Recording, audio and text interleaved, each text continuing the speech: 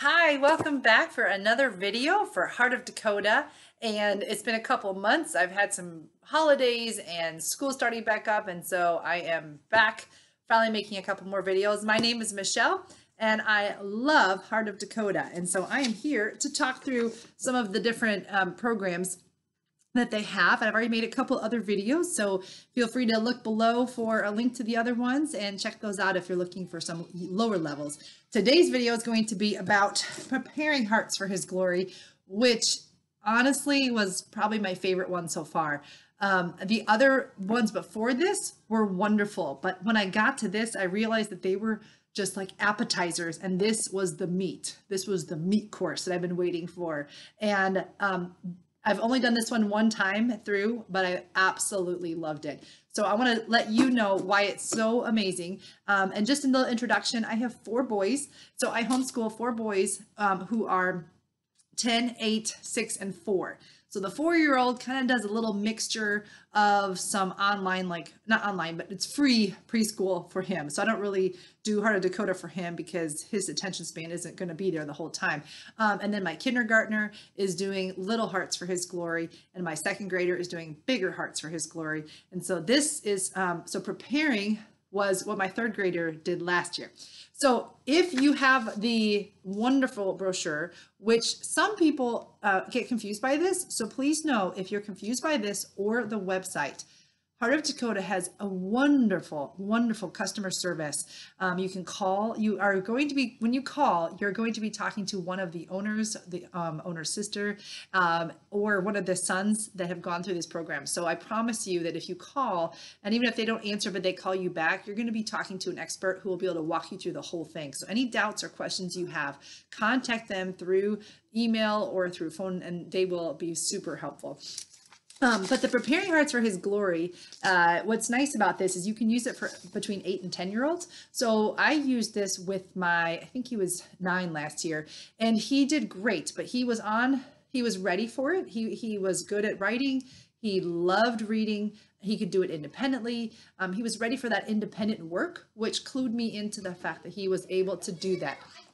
So I just wanted to let you know that there also are extension packages. So maybe you have a child who isn't quite ready for the next level up, but you like the material in this. In the back of this, they also have extensions for math and also for history readings. So again, if you're looking for something a little bit deeper than what this is, they do have that availability as well.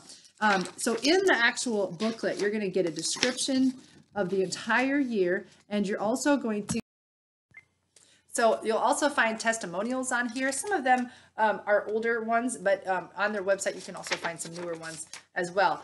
The nice thing about this is it will give you an example of the curriculum guide to show you how it's set up, what each section means, and then it goes through and walks through each of the different parts of the packages and the pricings and that kind of stuff. What I found is as I started to price these packages out, I found that, and I even compared them to places like Amazon and other places like that, and they were very comparable and their prices were very good. So I was able to do the whole package that I needed to get, plus my younger kids stuff, and still be at a lower price than if I had gone on Amazon or if I had gone with a different curriculum provider. So that was exciting for me with having 4 kids. So this program, what I loved about this is that it had just a deeper focus. And what was nice is it was a giant range of history, but for what the range was, the depth was amazing. So what you'll find in these curriculum books is there's always an overview of all the different lessons. And we go basically from creation all the way to the Korean War and the Vietnam War. So there's a big range. So you're not going to go as deep into each one, but you're going to get a good touch of each one of them as well. In the beginnings, there's always a lot of information about materials you're going to need, which honestly, I haven't had to spend much on materials over the years beyond things like this, this was a science notebook I used for one of my kids, note cards, basic paint supplies, and those kind of things for crafts. But honestly, it really hasn't been that expensive because they use mostly things around the house. So when you get one of these booklets, you're gonna probably do a couple things like I have here, because you're marking in the back. So, sorry, the middle of it is going to be all the lessons, which I love. It's all on one page. That's so great when you have 4 of these or 3 of these at this point now. In the back, it gives you some wonderful appendixes about how to narrate, because one of the things they're doing, they're continuing to do, is doing oral narrations, which are going to prepare them in the following year, at the end of this year, for some written narrations too. So in the back, there's some science lab papers you can copy. There's also showing you all the different books you're going to go through. It also shows you as a teacher what to look for with the written narrations and with the oral narrations. I'm so sorry. I've had this cold now for a little bit. It also has all your dictation stuff in the back. So maybe you came in this with preparing and you've never done dictation before. There's a level 2 in here. There's also a level 3. And most of them are very easy to do. They're words that they should be able to spell at this point. My 2 oldest sons do a great job with dictation. They listen to it and then they write it down, they check it, and then they're good. Most of the time, they don't make too many spelling mistakes. Excuse me. And then I also have the math schedule in the back. So depending on which level of math you're using, it'll have a schedule in the back by day. So you can look that up when you need to. So I just keep a post-it note and I keep looking back there. Also, there's a poetry section in the back. So every poem that you get, you just kind of keep looking for that one. Now this year, the poetry focus is on Robert Louis Stevenson. And what I liked about it is that they were very relatable poems. And so the kids really he just really enjoyed doing that. Okay, so let me go back to just basically what a day's worth would be like and show you some of the materials and let you know my opinions on those ones too. So in the reading about history box, this is kind of setting up your day. So I usually would read this at breakfast time, or that'd probably be the first thing I would read because it sets up the entire page. Because what I found is everything connects. So she connects the history to the story time, usually a little bit. And then on day 1, there's a research. So the research they're doing also relates to the story time and the history. There's a history project that they'll be working on in this, and they'll do it a little bit each day, also related to these things. And then there's also an independent history study. So everything on this page is basically related to each other. And then what I found is that the science somehow relates to it as well too. And it may not be as in depth, but when we're talking about the Ice Age, we're reading about the tundra. So there was kind of a similarity that would come in there as well. So let me just walk through each thing. And the difference this year is that in each of the boxes, there's a letter in it. And the letter T always would indicate that the teacher is supposed to lead that activity. Now, so that would mean that I would either be reading it or discussing it with my son. So let's just go through first just the reading about history. Lots of the year we read through this book. Can I just say I love this book? I would often be close to tears in some of these stories because the grandpa has this little box of figurines, and his grandchildren would come over and have some kind of problem, and the grandpa would always be able to pull out a figurine from the box and tell a history story from the Bible about that. So what was neat was that we went through the whole Bible by reading stories from here, and they were engaging. And my son, who loves military type things, there was a lot of military connection as well. So this was a wonderful history resource that we used. And then as the year progressed, we also went in and out of this book. This book was very detailed. I was actually surprised by some of the history that I didn't honestly even know, because it isn't just Western history. This also has some Eastern history. It has some African history, and even some South American history. So what was nice about this is it really did go all over the world. Some of them were a little bit over detailed, where my son, if he had to narrate it, I often would have to slow down a little bit. And then sometimes I'd even let him read it himself, because when he pictured it and put it into his head, it was much easier for him to do. So if your child is getting better at independently reading and is having difficulty with the oral narration, maybe after you've read it, let them go back and reread it first before they narrate, and that would give them some confidence to be able to do that. So often when you read this, you'd have an activity with it related to it. So for example, on this day one, it would be answering questions about it, specific questions that usually would relate to different levels of knowledge. And then on day two, in this case, it's comparing it to in the Bible. So you would read a section of the Bible and then ask some questions about that. Day three was an oral narration. Day four, these are all divided into day four. So it's 4 days per unit. Day four, then, this is where my son at the beginning of the year was having panic attacks because it was the first time he'd had to do a written narration. The great news, and what Carrie does so well, is she starts you off in day one and she baby steps you. So day one, or, on this day four here, in this case, she walks through and after you read the reading, she gives very detailed questions. And then she gives you a couple sentences to start with and you help them organize and then they write it down. So they're walking their way in. By the time they get to the end of the book, they are able to do that day independently. But in the beginning, you're the one walking them through, building their confidence, and that prepares them for the next year where they will have to do that fully independently. So I really, really enjoyed the history sections because they were really enriching overall. And then in the story time, which also is teacher centered, I usually would put this in the middle of my school day because I was kind of done reading at that point. We go anywhere between like Bible readings to, so in the first couple units or so, we're doing Bible for a while.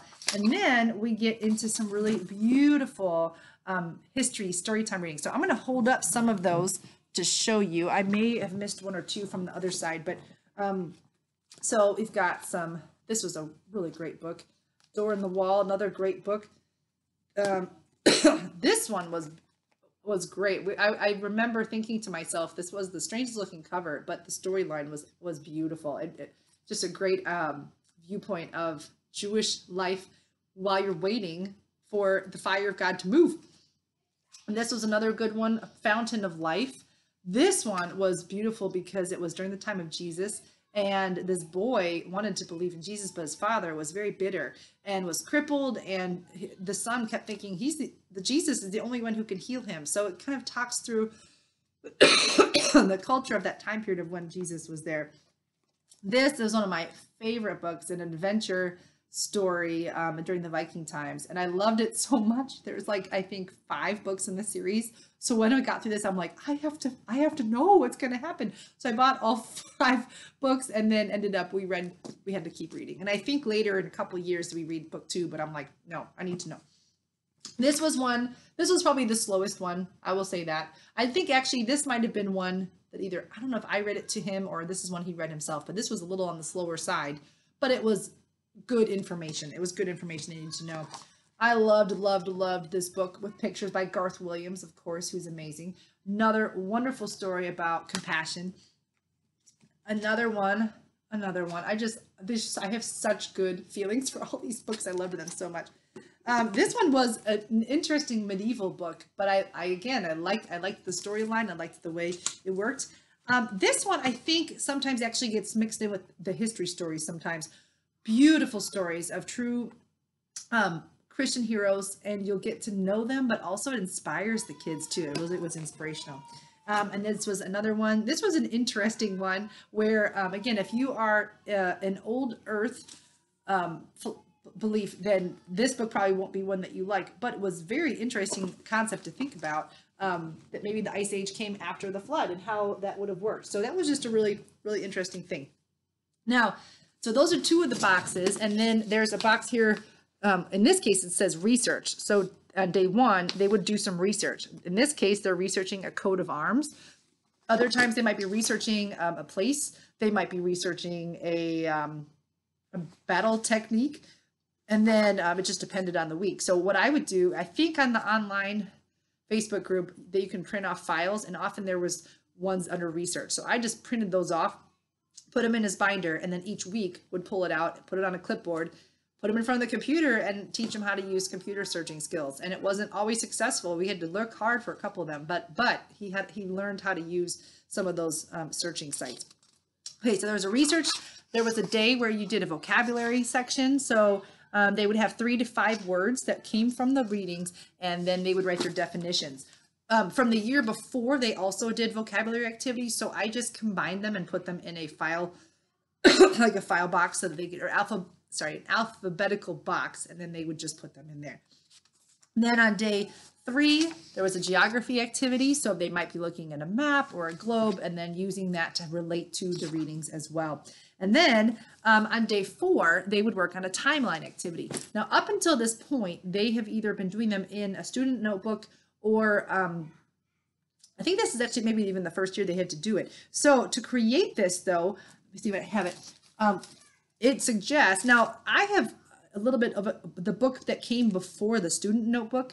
So some of you might be trying to order the student notebook and it might have that in there already. But in the older book, or if you're just like, I want my kid to have a little bit more freedom, you can do note cards cut in half, and then they have to write, draw a picture and write the words and the dates. Now I had to write at the beginning because my son didn't like to write, but within 5 or 6 weeks, he was writing and drawing the pictures because he just figured out that mommy was not letting him do it for him. So timelines, what was neat is that by the time we got through the end of the year, we had like a staircase going up our laundry room wall. And so you'd keep taping them up. And I actually just took these down recently. They made this giant staircase in there. And it was fun for him to get to see how many dates in history that we covered. So that was a really neat thing for him to get to do. Now, the last thing on that first left-hand side of the page is this independent history study. If you noticed, you have the 2 top ones that have the T's. Those are the teacher-led. This little box here is an S. S means semi-independent. So that means that the student can do some of that work by themselves, but some of it's going to need you just to kind of just be checking in with them, making sure they're doing okay. Oh, I went off. So history project, they also each week, each unit would do a history project, and it would take them 3 or 4 days, depending on the project, and they do little pieces at a time. Now, I love this because although I like crafts, I don't like the mess that they make. So what I liked is that each day has a small amount and it doesn't overwhelm them and it makes it fun. So let me show you, I just have a couple that I kept. Like this was, I don't remember if this was the crown of thorns or if this was like his Greek or Roman laurel Olympic hat. I honestly remember. It might have been the Greek hat. But so that he worked on this a little bit at a time. Some of it was simple. It was, here's painting a, looks like a starfish of some kind. And then there's some verses on the back. This was a Roman coin. This was a fish. I don't even know. This was practicing writing in a medieval fashion. And he had to do an Olympic brochure. And he had a little Greek urn. Now, my son isn't the most artistic, so this is kind of the best he could do. And then he did a mosaic. He drew a castle. This is called a castle plan. And let's see what else. Anything else? Oh, so those are some of the ones that I kept. So those are some of the things that for him, he liked doing, but it wasn't his favorite thing because art and creativity is not his favorite to do. He likes to read. So at the bottom, then, the independent history study, notice that there's a letter I there. That means that the kid is expected to do it all by themselves. And you know your children, so you can tell if they can do it. At the beginning of the year, they might need some extra help, but by the end, they really can do all these for sure. So for this one, often we were going through this book. And again, it was divided up each day. So they might, for like one day, they might be drawing something. So let me get to something. So on one day, they might be drawing the ark. And so they'd go step by step, draw the ark. But on the next day, maybe they'd be working on a giraffe that would go inside there. And it might take them a couple of days. And then on the third day, they might do another animal. Or they would also work on copying the cursive. So it was a way for them to get some practice writing and to practice their cursive, and it always would have to, it would relate to their history reading as well. So I liked those as well. So if you weren't doing draw and write through history, then the student would be reading some stories. And this is a part that I loved because I trusted him to read. Let me see if I can get to one of the stories. Yeah, okay, so I'm going to show you some of the books that they read for the independent history study. And these would always complement them, but they were at their level and it was in small chunks. So we got Trojan Horse, Little Riders, which was a World War II story. Mozart. 20 and 10, which was another World War II story. I think, or did I read this to him? I might have read this to him. I get them confused sometimes, but this was a great story. Pocahontas, Shakespeare. Again, I might have been reading some of these ones too. There's so many, it's hard to get track of. A lot of these books. Pedro's Journal. This was actually, I think this is one of the history books. I don't remember anymore. And then these ones. So all of these ones then were ones the kids could read on their own a little bit at a time, and they would go just a little bit deeper into the history, and it kind of deepened their awareness of what that was. So I really enjoyed those a lot. Now, on to this side of the book was always a little bit different, because on this side of the book was where they're working a little bit more on their skills versus the general knowledge as well. So poetry was always listed as a teacher, because what you do is you'd read them the Robert Louis Stevenson poem, and then each day do something different. So the first day you might ask them the just comprehension questions. And actually you didn't do it. Well, no, that's not true. That's not true. So then there'd be a writing activity based on the poem, and then you might describe it and kind of go into the emotions of it. And then at the end, it would ask the students to share the poem. And so depending on your student, it says on here, suggestions include recording it to play for someone, reading it to someone on the telephone, photocopying the poem and adding illustrations, reading it to someone at home, putting the poem to a melody and singing it, using an instrument to tap out the meter or rhythm of the poem while reading it, or copying the poem on paper. So depending on your reader or your student, you would decide what would work best for them. And mine liked to be able to read it out loud. That was just his favorite thing to do. Also, there is a language arts box, and this varied each day. So dictation would be in here most of the days. And then this is where you're drawn into the heart of reading box comes in. I will make another video that's just drawn into the heart of reading, because I realize these videos are really long, but also because there's so much to talk about with that. I will say that the books for the Drawn into the Heart of Reading this year were really good as well. So let me just show a couple of those ones that we read this year, but I won't go into depth because there's a lot. So here are some of the ones that he read this year. I think we did the boy package. So these mostly were ones that, I mean, honestly, I liked them too. So I don't really know why they are necessarily boy packages, but so these were, I mean, as you can see, we've read a lot of books this year. Oh, that's not even all of them yet.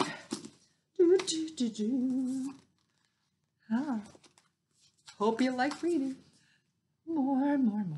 And some of them actually could relate to the history. Honestly, some of these I might have mixed up with the history books too, because there are just so many. And then this one, which actually might have been what we read during the Greek time. I apologize. I got to get my game on a little better next time. So those are some of the Drawn into the Heart of readings. And the nice thing about that is that you should be able to get through most of the genres. But again, I'll make another video just for that. And then there's also the grammar lessons in here. And grammar continues like it was last year. It's just from the Rod and Staff, really simple. The nice thing is the lessons are short, so you can set it up for them. It's listed as semi-independent, so they should be able to do most of this themselves, but if they're not sure, then you can work on it with them. I usually just bought like a little spiral notebook and then would write what they had to do, and then they just did their assignments right in there. So that was pretty easy overall. Okay, then there was a teacher section called Bible study, which, you know, kind of an important section. So what we would do with that is we would read it.